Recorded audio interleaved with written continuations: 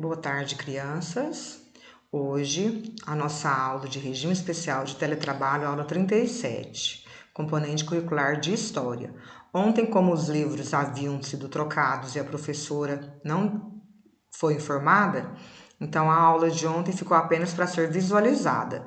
Hoje a gente vai fazer a aula de História no caderno de atividades remotas, ok? Vocês vão fazer a data, saltar a linha e passar um traço colorido. Então, a data, Escola Estadual Geralda Carvalho de Souza, Frutal, 13 de maio de 2021, hoje é quinta-feira. E hoje é um dia muito importante, porque hoje a gente fala da abolição da escravatura, né? A liberdade para todos os povos. Depois de vocês terem escrito no caderno a data, feito a data, vocês vão pegar aquela folhinha de atividades avulsa. A primeira folhinha é essa daqui, a que a gente vai colar no nosso caderninho. Estão vendo? Vou centralizar. Aqui, ó. Então, é essa. O que vai fazer? Vocês vão recortar em volta. Aqui, em volta, ok? Tá?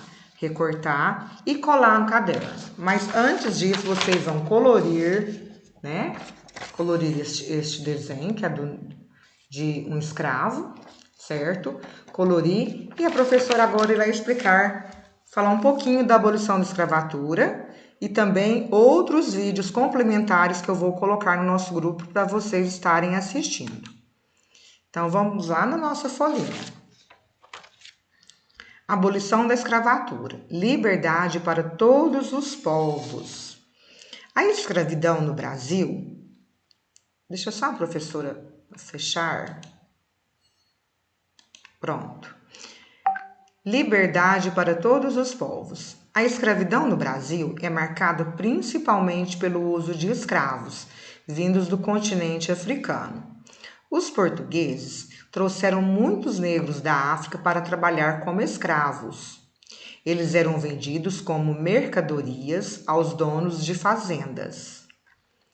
Os escravos trabalham muito e eram castigados. Muitos fugiram e passaram a viver em quilombos.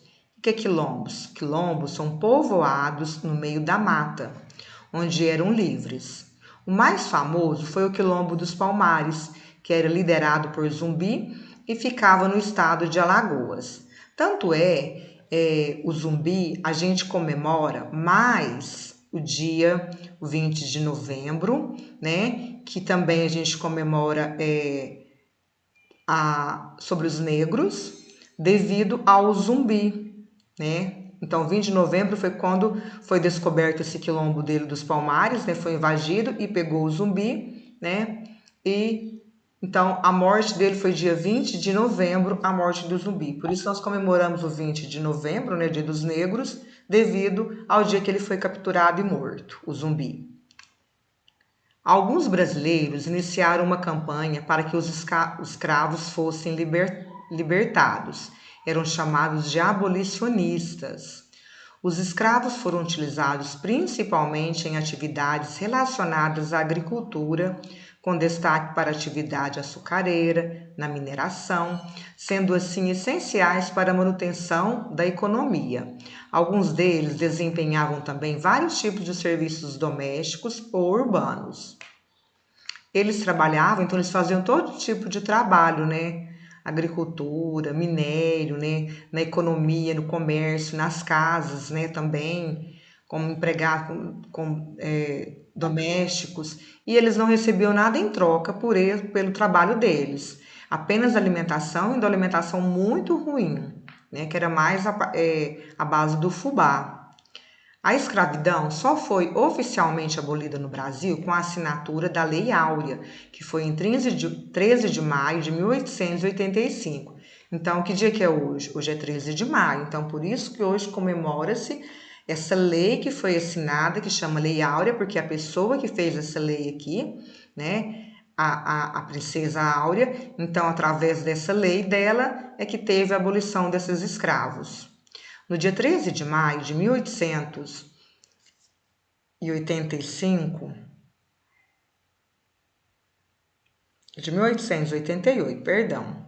De 1888, a princesa Isabel assinou a Lei Áurea, extinguindo a escravidão no Brasil. Os escravos, por fim, conseguiram suas alforrias. O que é alforrias? A sua libertação.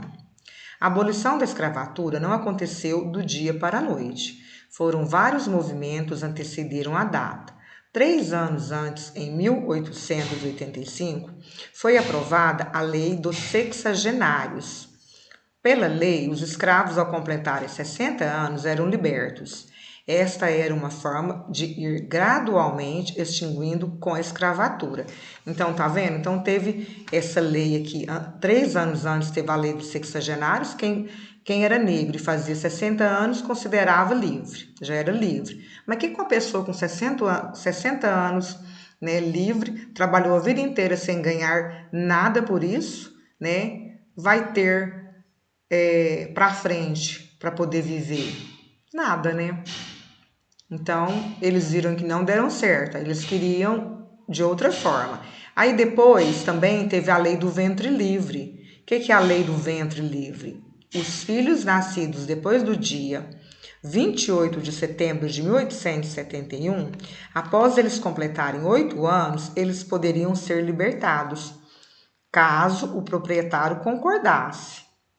O proprietário recebia uma indenização do governo, que criou este mecanismo como instrumento de incentivo à libertação dos escravos. Aí eles viram também que essa lei, né, os escravos lá, os abolicionistas, né, viram que também isso não estava certo, né? Depois de 8 anos que a criança nascesse, ainda tinha que pagar pelo seu dono, que tinha um dono, o Estado ainda tinha que gastar dinheiro para pagar o dono desse escravo para ele ser liberto.